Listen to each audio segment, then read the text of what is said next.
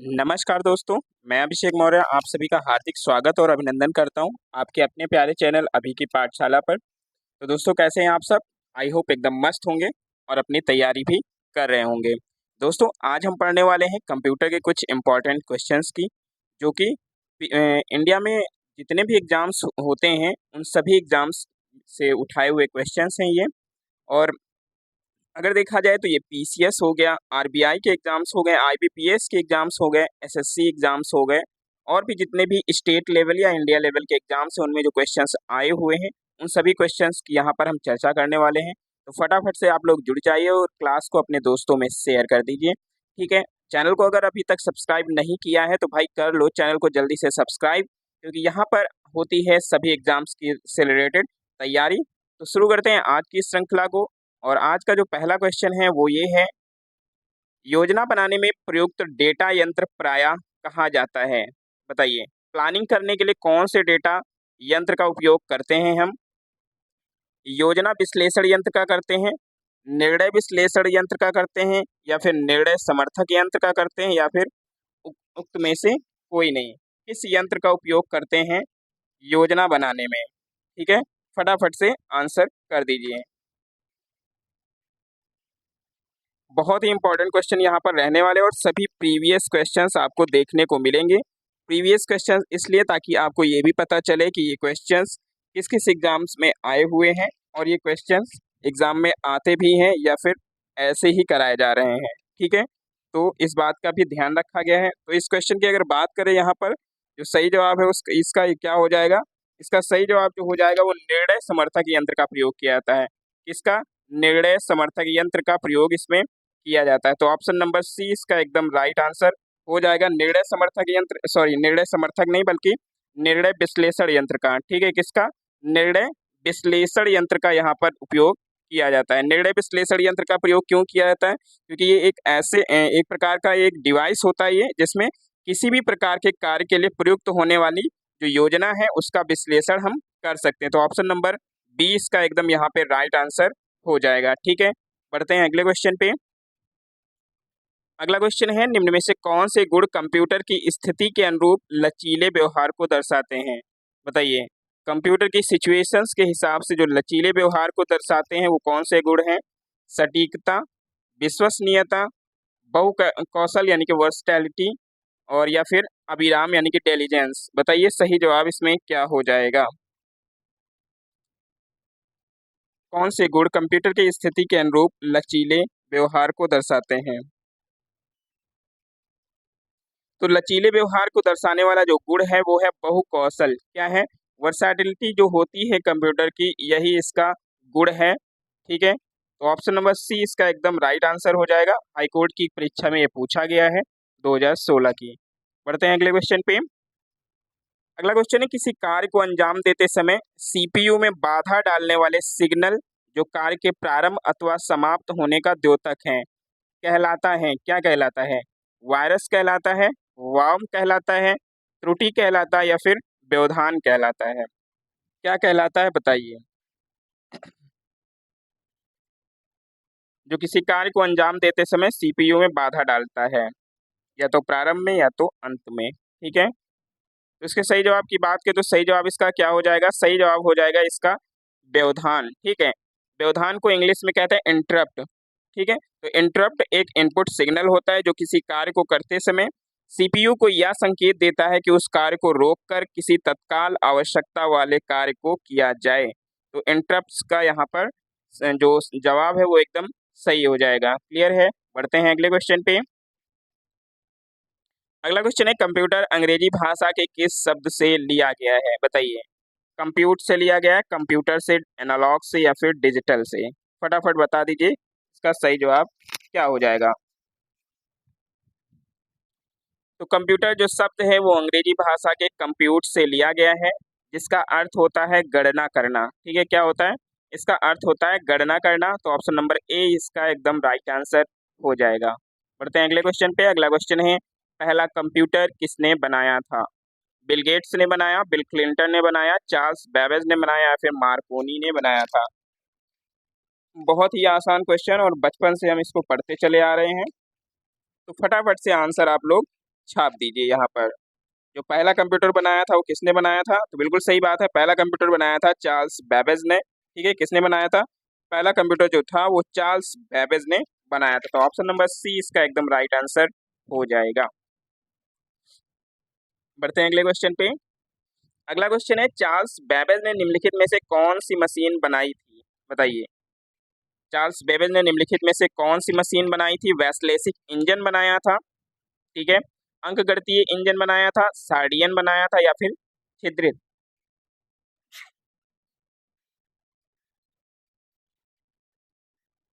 क्या बनाया था बताइए। तो जो चार्ल्स बेबेज हैं उन्होंने बनाया था वैसलेसिक इंजन। क्या बनाया था?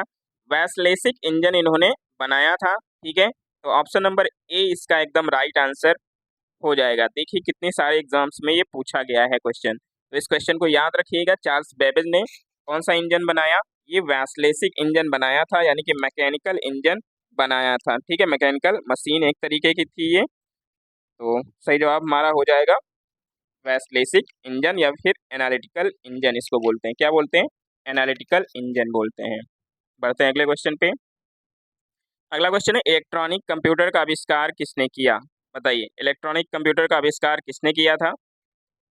डॉक्टर एलन एम टूरिंग ने, कॉल बेंज ने, थॉमस एल्वा एडिसन ने, या एडवर्ड टेलर ने? बताइए किसने किया था इलेक्ट्रॉनिक कंप्यूटर का आविष्कार? बताइए सही जवाब क्या हो जाएगा। इलेक्ट्रॉनिक कंप्यूटर का आविष्कार की अगर बात करें तो इसका जो आविष्कार हुआ था ये कब हुआ था? ये हुआ था द्वितीय विश्व युद्ध के दौरान। ठीक है, एक ब्रिटिश वैज्ञानिक थे जिनका नाम था डॉक्टर एलन एम टूरिंग। ठीक है, क्या नाम था? डॉक्टर एलन एम टूरिंग इनका नाम था। इन्होंने कालोसस नामक एक डिजिटल इलेक्ट्रॉनिक कंप्यूटर बनाया था। ठीक है, क्या नाम था? कालोसस नाम था उसका। तो ऑप्शन नंबर यहाँ पर ए एकदम राइट आंसर हो जाएगा। क्लियर है? फटाफट से टिक कर लेते हैं ऑप्शन नंबर ए को। बढ़ते हैं अगले क्वेश्चन पे। अगला क्वेश्चन है, 1968 ईस्वी में किस फ्रांसीसी गणितज्ञ की स्मृति में उसके नाम पर एक कंप्यूटर भाषा का नामकरण किया गया था? बताइए कौन था वो? चार्ल्स बेबेज थे, हरमन होलरिच थे, जॉन बार्डेन थे, या फिर ब्लेज पास्कल, या फिर ग्राहम बेल? कौन था बताइए जिसके नाम पर कंप्यूटर भाषा का नामकरण भी किया गया है? ये एक फ्रांसीसी गणितज्ञ थे। ये किसकी बात हो रही है? ये बात हो रही है फ्रांसीसी गणितज्ञ ब्लेज पास्कल की। किसकी बात हो रही है? फ्रांसीसी गणितज्ञ ब्लेज पास्कल की। इन्हीं के नाम पर पास्कल एक लैंग्वेज का भी आविष्कार किया गया। ठीक है, तो ऑप्शन नंबर डी इस क्वेश्चन का एकदम राइट आंसर हो जाएगा। बढ़ते हैं अगले क्वेश्चन पे। अगला क्वेश्चन है पास्कल एडिंग मशीन बनाने वाले ब्लेज पास्कल किस देश के निवासी थे? बताइए। जो पास्कल एडिंग मशीन थी उसको बनाने वाले जो ब्लेज पास्कल थे जिनके बारे में अभी हमने चर्चा की, वो किस देश के निवासी थे? हालांकि मैंने अभी बता दिया है किस देश के निवासी थे, तो फटाफट से आप लोग कर दीजिए। ये किस देश से थे? ये थे फ्रांस से। किससे थे? फ्रांस के ये निवासी थे, यानी ऑप्शन नंबर ई एकदम इसका राइट आंसर हो जाएगा। बढ़ते हैं अगले क्वेश्चन पे। अगला क्वेश्चन है, प्रयोगशाला समीर की स्थापना किस वर्ष हुई थी? एक जो लैब है जिसका नाम समीर था उसकी स्थापना कब हुई थी? 1981 में, 1982 में, 1984 में, या फिर 1983 में? कब हुई समीर की स्थापना? समीर की बात करें तो ये क्या है? RFA माइक्रोवेव सिस्टम है। ठीक है, जिसका जो यूज है वो अनुसंधान, डिजाइन और विकास के लिए किया जाता है। और इसकी बात करें तो इसकी जो स्थापना हुई थी वो कब हुई थी? वो हुई थी 1984 में। कब हुई? 1984 में इसकी स्थापना हुई थी, यानी ऑप्शन नंबर सी इसका एकदम राइट आंसर हो जाएगा। अगला क्वेश्चन है, कंप्यूटरों के संदर्भ में कंपैटिबिलिटी का क्या अर्थ होता है? बताइए, कंपैटिबिलिटी का क्या अर्थ होता है कंप्यूटर के संदर्भ में? सॉफ्टवेयर प्रयोक्ता के लिए सही काम कर रहा है, यह जॉब को हैंडल करने के लिए वर्सेटाइल है, सॉफ्टवेयर कंप्यूटर पर चलने में समर्थ है, सॉफ्टवेयर पहले इंस्टॉल किए गए सॉफ्टवेयर के साथ ही चल रहा है, या फिर सॉफ्टवेयर कंप्यूटर पर स्थायी रूप से उपलब्ध है? क्या होता है कंपैटिबिलिटी? बताइए सही जवाब क्या हो जाएगा। इसको बोलते हैं कंपैटिबिलिटी। फटाफट से आंसर कर दीजिए आप लोग।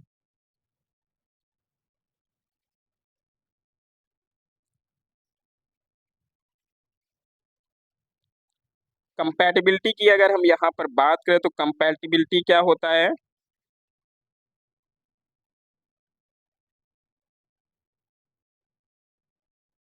कंपैटिबिलिटी का यहाँ पर मतलब होता है सॉफ्टवेयर कंप्यूटर पर चलने में समर्थ है। क्या होता है?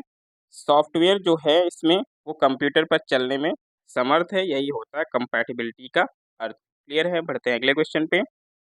अगला क्वेश्चन है स्टोर्ड प्रोग्राम की अवधारणा किसने शुरू किया था?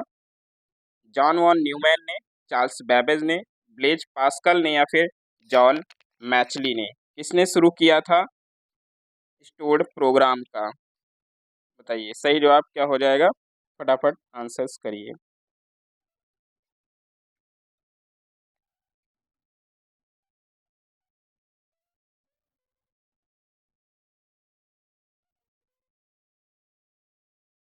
तो स्टोर्ड प्रोग्राम की अवधारणा की बात करें तो ये शुरू किया था किसने? जो जॉन वॉन न्यूमैन थे, इन्होंने ही किया था। और कब? 1940 के दशक में। ठीक है, तो ऑप्शन नंबर ए इसका एकदम राइट आंसर हो जाएगा, जॉन वॉन न्यूमैन। अगला क्वेश्चन है विश्व कंप्यूटर साक्षरता दिवस मनाया जाता है, कब मनाया जाता है विश्व कंप्यूटर साक्षरता दिवस? 2 दिसंबर को, 5 जुलाई को, 14 नवंबर को या फिर 3 नवंबर को? कब मनाया जाता है? फटाफट से छाप दीजिए। तो विश्व कंप्यूटर दिवस की अगर बात करें तो ये कब मनाया जाता है? ये मनाया जाता है 2 दिसंबर को। ठीक है, कब मनाया जाता है? 2 दिसंबर को ये मनाया जाता है। तो ऑप्शन नंबर ए इसका एकदम राइट आंसर हो जाएगा।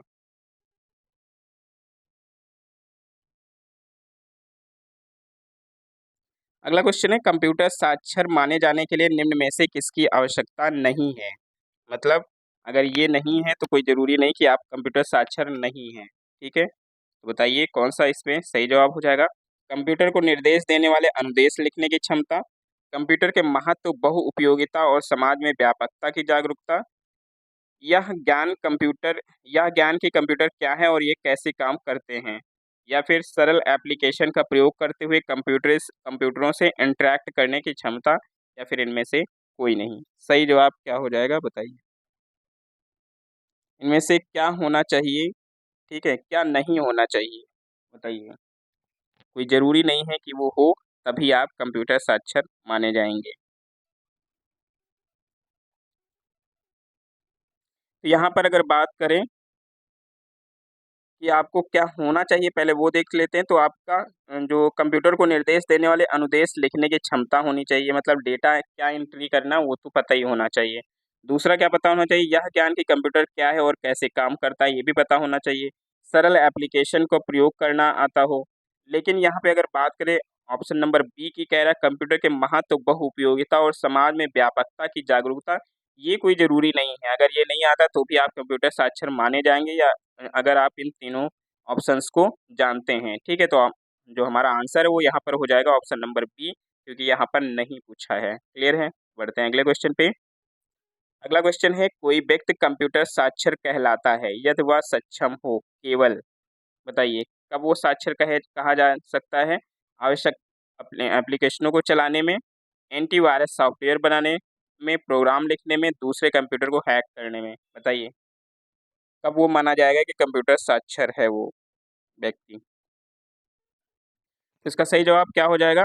अगर वो कंप्यूटर के आवश्यक एप्लीकेशन चला लेता है तो वो साक्षर कहा जा सकता है। ठीक है, तब वो साक्षर कहा जा सकता है। कोई ज़रूरी नहीं कि वो हैक करना जानता हो या फिर प्रोग्राम लिखना जानता हो तभी वो साक्षर माना जाएगा। तो ऑप्शन नंबर ए इसका एकदम राइट आंसर हो जाएगा।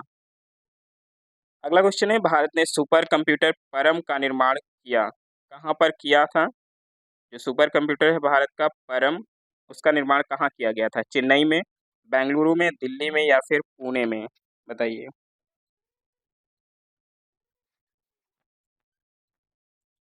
तो इसके निर्माण की बात करें तो इसका निर्माण किया गया था पुणे में। पुणे में कहाँ पर? तो सीडैक में किया गया था। कहाँ पर? सीडैक में इसका निर्माण किया गया था। तो ऑप्शन नंबर डी इसका एकदम राइट आंसर हो जाएगा। सीडेक की बात करें तो सीडेक का फुल फॉर्म क्या होता है, तो centre of development of advanced computing होता है। ठीक है, तो ऑप्शन नंबर डी इसका एकदम राइट आंसर हो जाएगा। अगला क्वेश्चन क्या है, अगला क्वेश्चन है निम्नलिखित में से वर्ष 1976 में विकसित सुपर कंप्यूटर कौन सा है? कौन सा 1976 में विकसित हुआ था? एक्रोन, एटम, क्रेवन, पीसीडब्ल्यू या फिर पीईटी? कौन सा डेवलप हुआ था 1976 में?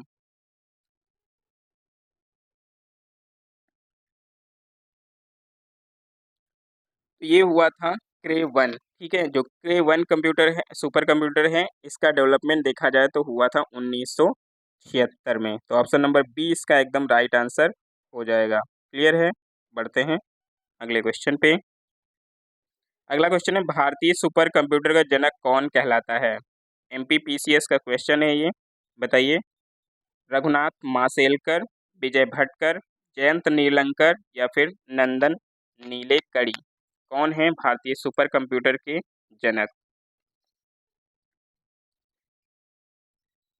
भारतीय सुपर कंप्यूटर के जनक कहा जाता है विजय पांडुरंग भटकर को। किसको कहा जाता है?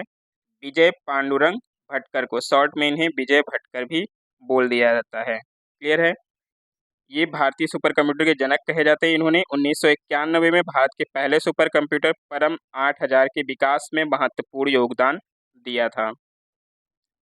अगला क्वेश्चन है परम पद है जो निम्नलिखित में से किससे संबंधित है? कंप्यूटरीकरण से संबंधित है, मिसाइल से संबंधित है, दवाइयों की पद्धति से या फिर मौसम विज्ञान से संबंधित है?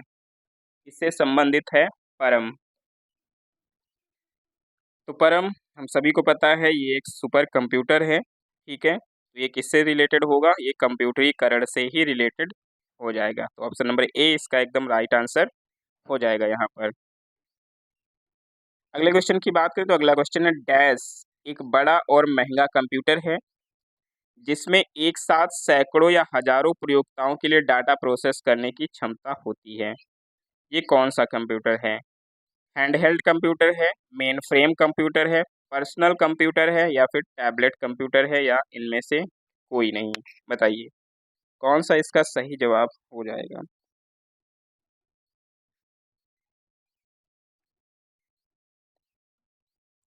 ये कौन सा कंप्यूटर होता है जो महंगा भी होता है और बड़ा भी होता है? ये है मेन फ्रेम कंप्यूटर। कौन सा कंप्यूटर है? मेन फ्रेम कंप्यूटर इन ऑप्शंस में देखा जाए तो सबसे बड़ा कंप्यूटर है। ठीक है, जिसमें एक साथ सैकड़ों या हजारों यूजर्स डाटा प्रोसेस कर सकते हैं। ठीक है, पढ़ते हैं अगले क्वेश्चन पे। अगला क्वेश्चन है सुपर कंप्यूटर के लिए शब्द लंबाई की परास क्या होती है? बताइए शब्द लंबाई की परास क्या होती है? 16 बिट तक, 32 बिट तक, 64 बिट तक या 128 बिट तक? आपको वर्ड लेंथ बतानी है कितनी होती है इसकी सुपर कंप्यूटर के लिए।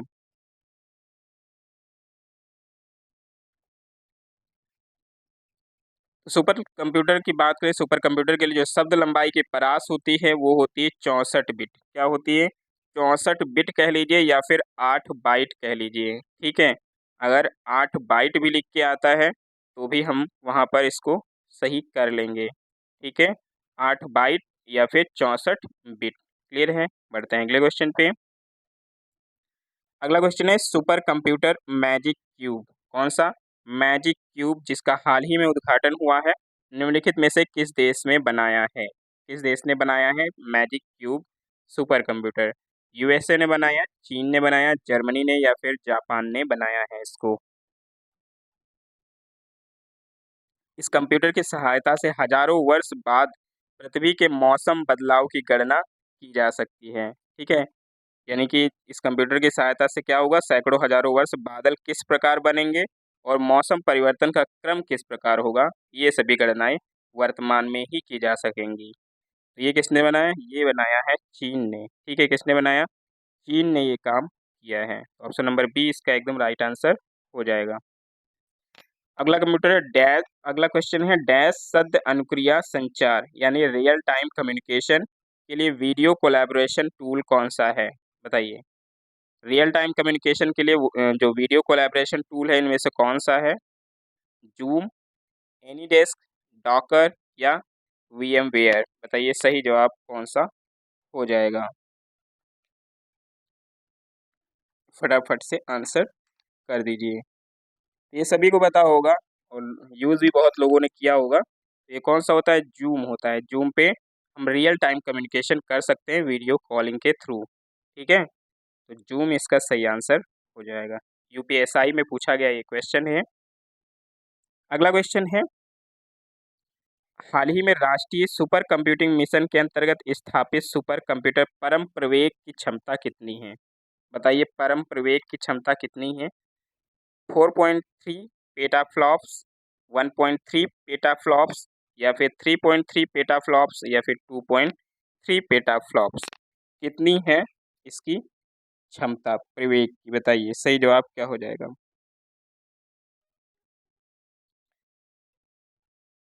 हाल ही में राष्ट्रीय सुपर कंप्यूटर मिशन के अंतर्गत आईआईएससी यानी इंडियन इंस्टीट्यूट ऑफ साइंस द्वारा स्थापित सुपर कंप्यूटर परम प्रवेग की जो क्षमता है वो रखी गई है 3.3 पेटाफ्लॉप्स। कितनी? 3.3 पेटाफ्लॉप्स इसकी जो क्षमता है वो रखी गई है।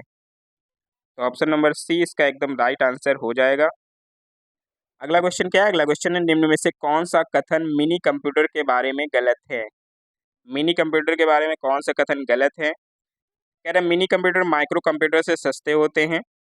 मिनी कंप्यूटर बहु उपयोगकर्ता कंप्यूटर सिस्टम है। मिनी कंप्यूटर मध्यम साइज के कंप्यूटर होते हैं, या फिर मिनी कंप्यूटर में स्टोरेज और स्पीड मेनफ्रेम कंप्यूटर और सुपर कंप्यूटर से कम होती है। एनवीएस स्टेनोग्राफर का पूछा हुआ ये क्वेश्चन है, फटाफट से छाप दीजिए इसका आंसर आप लोग।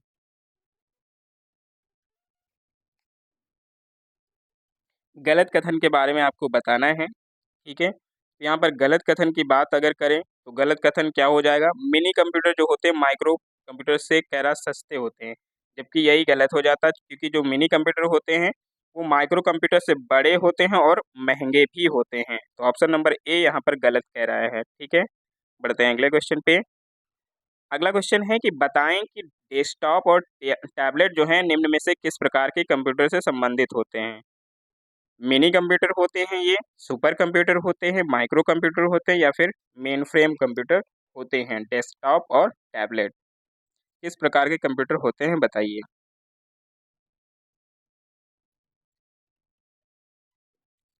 तो डेस्कटॉप और जो टैबलेट होते हैं वो माइक्रो कंप्यूटर होते हैं। क्या होते हैं? माइक्रो कंप्यूटर से संबंधित ये होते हैं। और यहाँ पे डेस्कटॉप की बात करें तो इसको पर्सनल कंप्यूटर भी बोला जाता है। क्या बोला जाता है? पर्सनल कंप्यूटर भी बोला जाता है। ऑप्शन नंबर सी इसका एकदम राइट आंसर हो जाएगा। अगला क्वेश्चन क्या है? अगला क्वेश्चन है, हालांकि इस प्रकार का कंप्यूटर सबसे कम शक्तिशाली है, फिर भी इसका सर्वाधिक उपयोग होता है। यह तीव्रतम वृद्धि वाले प्रकार का कंप्यूटर है। कौन सा है? Main frame computer, super computer, mini computer, micro computer, इनमें से कोई नहीं। बताइए, सही जवाब क्या हो जाएगा?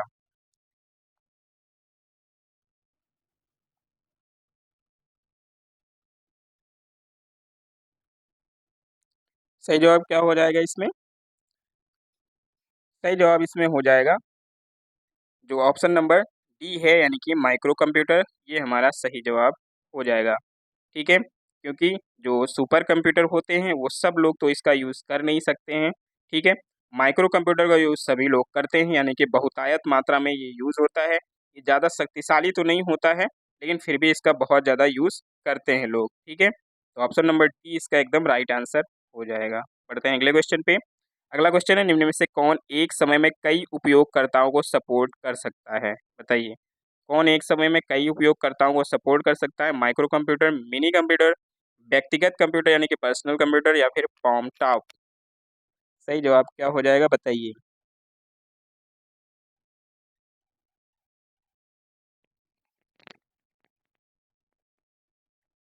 इसके सही जवाब की बात करें तो यहाँ पर एक समय में कई उपयोगकर्ताओं को जो सपोर्ट कर सकता है वो है मिनी कंप्यूटर। कौन सा है? मिनी कंप्यूटर वो है जो एक साथ कई उपयोगकर्ताओं यानी कि यूजर्स को सपोर्ट कर सकता है यहाँ पर। तो ऑप्शन नंबर बी इसका एकदम राइट आंसर हो जाएगा। अगला क्वेश्चन है, मेन फ्रेम या फिर सुपर कंप्यूटर में एक्सेस के लिए यूजर अक्सर क्या करते हैं? किसका उपयोग करते हैं यूजर्स? टर्मिनल का करते हैं, नोड का करते हैं, डेस्कटॉप का करते हैं, या फिर हैंडहेल्ड का करते हैं, या इनमें से कोई नहीं? किसका यूज़ करते हैं मेन फ्रेम या सुपर कंप्यूटर में एक्सेस के लिए?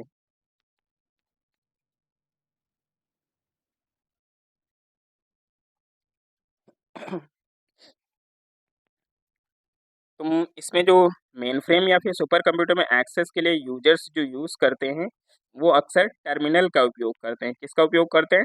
टर्मिनल का उपयोग करते हैं। तो ऑप्शन नंबर ए इसका एकदम राइट आंसर यहाँ पर हो जाएगा। क्लियर है? बढ़ते हैं अगले क्वेश्चन पे। अगला क्वेश्चन है सुपर कंप्यूटर का उदाहरण है। सुपर कंप्यूटर किसका उदाहरण है? सॉरी, इसमें जो दिए हैं वो सुपर कंप्यूटर का इसमें से कौन सा एक उदाहरण है? क्रे 2, क्रे XMP24 या फिर तियानहे 2 या फिर उपरोक्त सभी। सही जवाब क्या होगा बताइए। तो इसके सही जवाब की बात करें तो क्रे 2 हो गया, क्रे XMP हो गया और तियानहे 2 हो गया। ये सभी क्या हैं? सुपर कंप्यूटर के उदाहरण हैं। तो ऑप्शन नंबर डी इसका एकदम राइट आंसर हो जाएगा। अगले क्वेश्चन की तरफ बढ़ते हैं। अगला क्वेश्चन है निम्नलिखित में से कौन भारत में विकसित सुपर कंप्यूटर नहीं है? कौन सा भारत में विकसित सुपर कंप्यूटर नहीं है? परमपदम, अनुपम, एका, फ्लो सॉल्वर मार्क 4 या फिर जैगवार क्रिएटिव 5। कौन सा भारत में विकसित इसमें से नहीं हुआ है?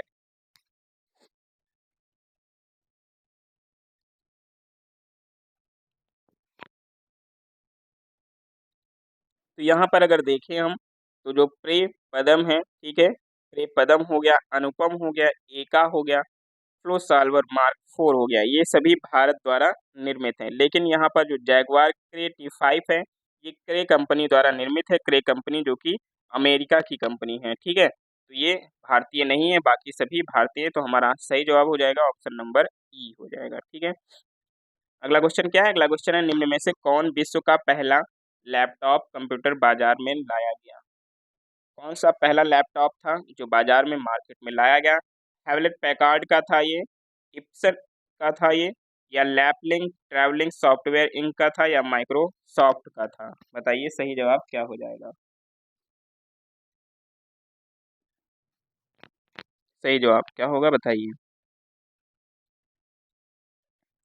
सही जवाब हो जाएगा इप्सन, ठीक है। इप्सन का लैपटॉप सबसे पहली बार मार्केट में आया था, ठीक है। उस लैपटॉप का क्या नाम था?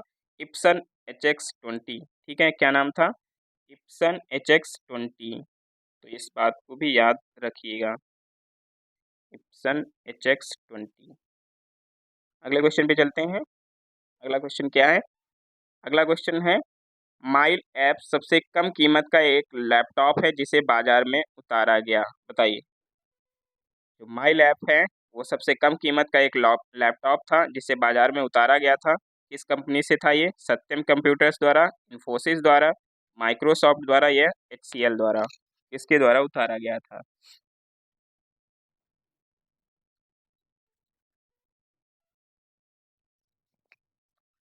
तो इसकी बात करें तो HCL ने इसे सबसे पहले उतारा था और ये सबसे छोटा कंप्यूटर यानी कि लैपटॉप बनाया था। और ये कौन सी कंपनी? ये HCL है, ठीक है। तो ऑप्शन नंबर डी इसका एकदम राइट आंसर हो जाएगा।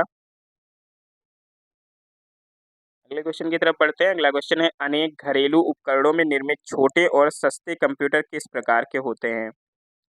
जो घरेलू अप्लायंसेज होते हैं उनमें कौन से कंप्यूटर लगे रहते हैं? Main frame computer, mini computer, micro computer या उपयुक्त में से कोई नहीं? कौन से कंप्यूटर लगे रहते हैं बताइए। जो घरेलू डिवाइसेस हो गए जैसे माइक्रोवेव हो गया, ओवन हो गया, वॉशिंग मशीन हो गया, डिश वॉशर्स हो गया, इन सब में कौन सा कंप्यूटर लगा रहता है? तो इन सब में लगा रहता है एम्बेडेड कंप्यूटर। कौन सा? एम्बेडेड कंप्यूटर लगा रहता है, यानी एम्बेडेड कंप्यूटर इसमें लगा होता है। तो ऑप्शन में अगर देखें तो एम्बेडेड कहीं पर नहीं दिया गया है। तो हमारा जो सही जवाब है वो क्या हो जाएगा? ऑप्शन नंबर डी इसका एकदम सही जवाब हो जाएगा।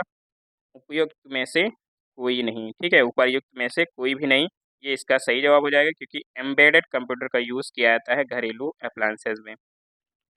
अगला क्वेश्चन है कौन मस्तिष्क की कार्यप्रणाली की नकल करने वाला सबसे छोटा और सबसे तीव्र गति वाला कंप्यूटर होगा? बताइए। मस्तिष्क की कार्यप्रणाली की नकल करने वाला सुपर कंप्यूटर, क्वांटम कंप्यूटर, परम 10,000 या IBM चिप्स? UPPCS का क्वेश्चन है ये। बताइए सही जवाब क्या हो जाएगा।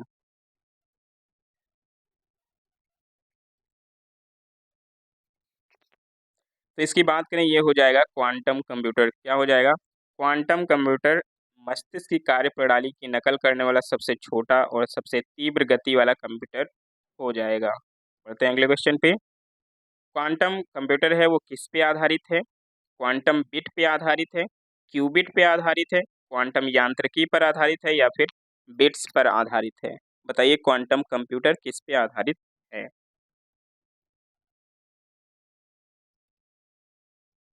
तो क्वांटम कंप्यूटर किस पे आधारित है? ये है क्वांटम यांत्रिकी पे। किस पे? क्वांटम यांत्रिकी पर आधारित है ये। तो ऑप्शन नंबर सी इसका एकदम राइट आंसर हो जाएगा। बढ़ते हैं अगले क्वेश्चन की तरफ। अगला क्वेश्चन क्या है? अगला क्वेश्चन है डिजिटलीकरण संदर्भित करता है। डिजिटलीकरण किसको संदर्भित करता है? एनालॉग से डिजिटल में रूपांतरण, डिजिटल से एनालॉग में रूपांतरण, बिजली से एनालॉग का उपयोग या फिर भौतिक मात्राओं को बदलना। कौन डिजिटलीकरण को संदर्भित करता है यहाँ पर?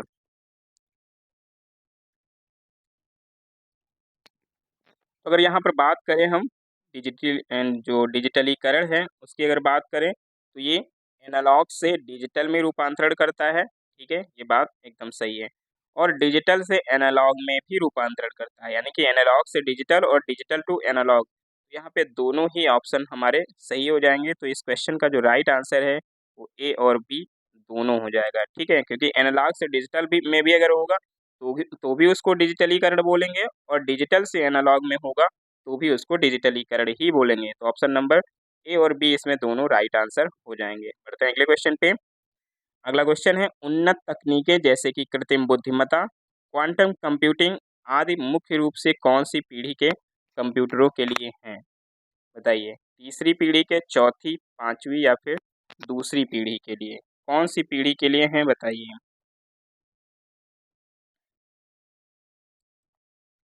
क्लास को अगर लाइक नहीं किया है अभी तक तो एक बार क्लास को लाइक कर दीजिए। तो इसका सही जवाब हो जाएगा पांचवी पीढ़ी के। इसका पांचवी पीढ़ी के ये सब कंप्यूटर हैं जिसमें एआई का इस्तेमाल हुआ है, क्वांटम कंप्यूटिंग का इस्तेमाल हुआ है। ये सभी पांचवी पीढ़ी के कंप्यूटर हो जाएंगे। अगला क्वेश्चन क्या है? अगला क्वेश्चन में वर्तमान में किस जनरेशन के कंप्यूटर का उपयोग हो रहा है? बताइए, दूसरा, पांचवा, छठा या फिर तीसरा? कौन सी पीढ़ी के कंप्यूटर हम लोग यूज़ कर रहे हैं इस टाइम पे? तो इस टाइम पे हम लोग यूज़ कर रहे हैं पांचवी पीढ़ी के कंप्यूटर, यानी कि फिफ्थ जनरेशन के कंप्यूटर हम लोग यहाँ पर यूज़ कर रहे हैं। ठीक है, और इस पीढ़ी के अगर देखें एग्जांपल्स कौन कौन से हैं, तो एक हो गया IBM नोट्स हो गया। ठीक है, आपने देखे होंगे IBM नोटबुक आता है, बहुत प्यारा सा कंप्यूटर। पेंटियम PC हो गया, सुपर कंप्यूटर हो गया। ये सभी क्या है? पांचवी पीढ़ी के कंप्यूटर्स हैं। क्लियर है? बढ़ते हैं अगले क्वेश्चन पे। अगला क्वेश्चन है ENIAC की खोज हुई थी। ENIAC की खोज कौन सी पीढ़ी में हुई थी? पहली पीढ़ी में, द्वितीय, तृतीय या फिर चतुर्थ पीढ़ी में? ENIAC की खोज कौन सी जनरेशन में हुई थी?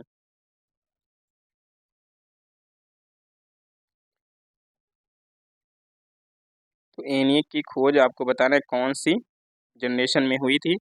तो ENIAC की खोज हुई थी पहली ही जनरेशन में। ठीक है, प्रथम पीढ़ी में ENIAC की खोज हुई थी। बढ़ते हैं अगले क्वेश्चन पे। अगला क्वेश्चन क्या है? अगला क्वेश्चन है टेबुलेटर, जिसका उपयोग सांख्यिकीय सूचनाओं को संसाधित करने हेतु कार्ड्स को पंच करने के लिए किया जाता है। इसका आविष्कार किसने किया था? एलन ट्यूरिंग ने, मैरी हेनरी ने, हरमन होलेरिथ ने या एडा लवलेस ने? बताइए सही जवाब क्या हो जाएगा? UPSI ASI का पूछा हुआ ये क्वेश्चन है। बताइए इसका सही जवाब क्या हो जाएगा?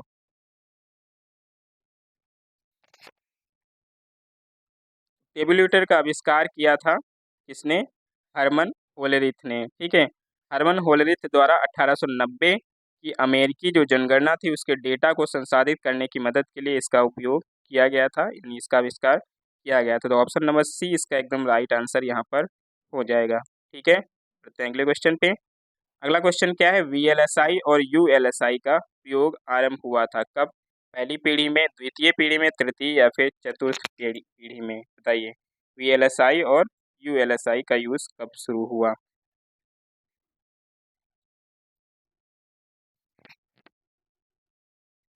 बात करें VLSI और ULSI का जो प्रयोग है वो फोर्थ जनरेशन में शुरू हुआ था। कब शुरू हुआ था? फोर्थ जनरेशन में शुरू हुआ था। तो ऑप्शन नंबर डी इसका एकदम राइट आंसर हो जाएगा। अगला क्वेश्चन है वाणिज्यिक उपयोग के लिए उपलब्ध कराया गया पहला कंप्यूटर था। कौन था वाणिज्यिक उपयोग के लिए पहला कंप्यूटर?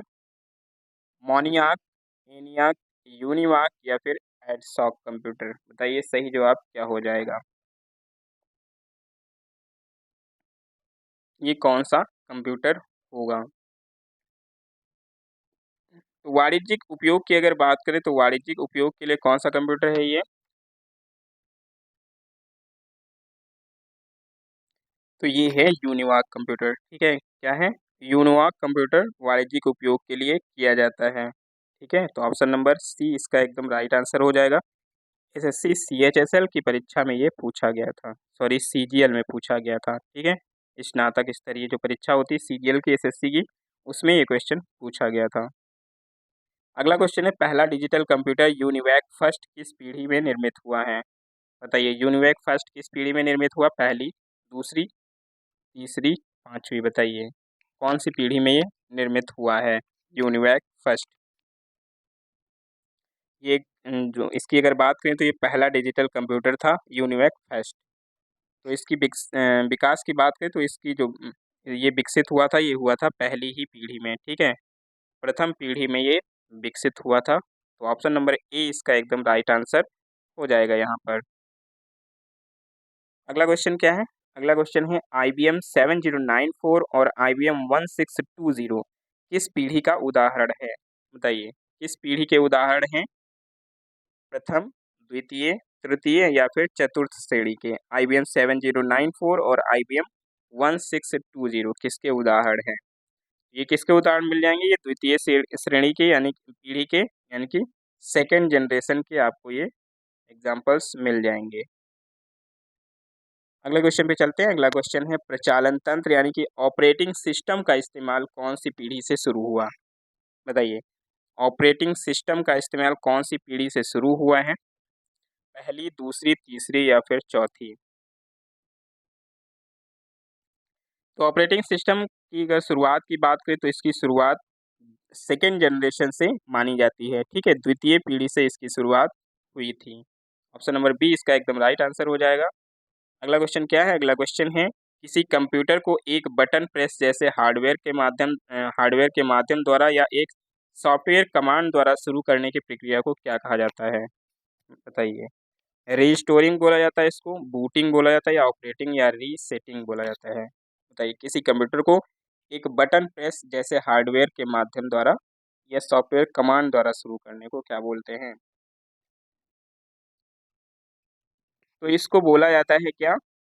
जो पावर बटन को दबा के किया जाता है, ठीक है, तो इसको बोला जाता है बूटिंग। क्या बोलते हैं? बूटिंग बोला जाता है इसको। तो ऑप्शन नंबर बी इसका एकदम राइट आंसर हो जाएगा। अगला क्वेश्चन है उच्च क्षमता वाला माइक्रो प्रोसेसर कौन सा है इसमें से? उच्च क्षमता वाला माइक्रो प्रोसेसर कौन सा है? Pentium, Pentium pro, Pentium second व थर्ड, पेंटियम सेकेंड या इनमें से सभी? सही जवाब क्या होगा बताइए।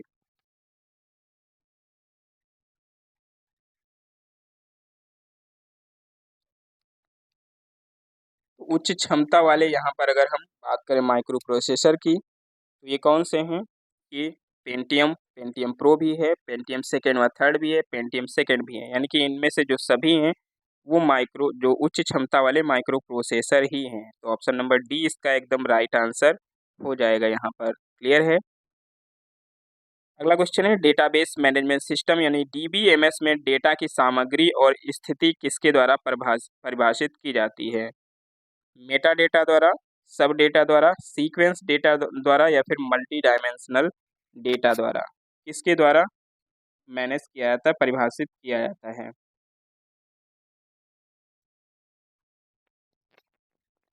ये किसके द्वारा किया जाता है? ये मेटा डेटा के द्वारा किया जाता है। किसके द्वारा? मेटा डेटा के द्वारा डिफाइन किया जाता है। तो ऑप्शन नंबर ए इसका एकदम राइट आंसर यहाँ पर हो जाएगा। अगला क्वेश्चन है डेटा रूपांतरण के साथ क्या सच नहीं है?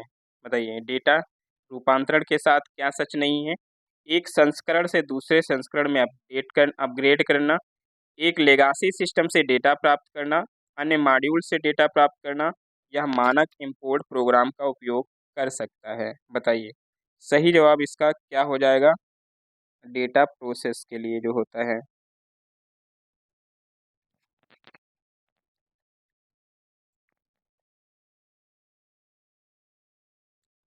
यहाँ पर अगर हम बात करें कि सच कौन सा नहीं है, तो देखा जाए कि यहाँ पर जो लिखा है अन्य मॉड्यूल से डेटा प्राप्त करना, ठीक है? तो ये बात यहाँ पर गलत हो जाती है, क्योंकि अगर बात करें हम यहाँ पर जो अन्य मॉड्यूल से प्राप्त करना डेटा रूपांतरण के संबंध में सच नहीं है, क्योंकि इस प्रोसेस में डेटा एक ही वर्जन से दूसरे वर्जन में अपग्रेड या फिर कन्वर्ट होता है, ठीक है? तो अदर की बात इसमें नहीं की जा सकती है। क्लियर है? तो ऑप्शन नंबर सी इसका राइट आंसर हो जाएगा। अगला क्वेश्चन है, डेटा की इंटीग्रिटी यानी कि अखंडता में बाधा आने का एक कारण क्या है? बताइए, कौन बाधा डालता है? डेटा उपलब्धता पर नियंत्रण, डेटा की असंगति, डेटा का सुरक्षात्मक नियंत्रण, डेटा का अनाधिकृत प्रवेश या फिर डेटा की अतिरेकता। अतिरेकता का मतलब क्या होता है यहाँ पर? अतिरेकता का मतलब होता है रिडंडेंसी, यानी डेटा रिडंडेंसी। बताइए क्या हो जाएगा सही जवाब?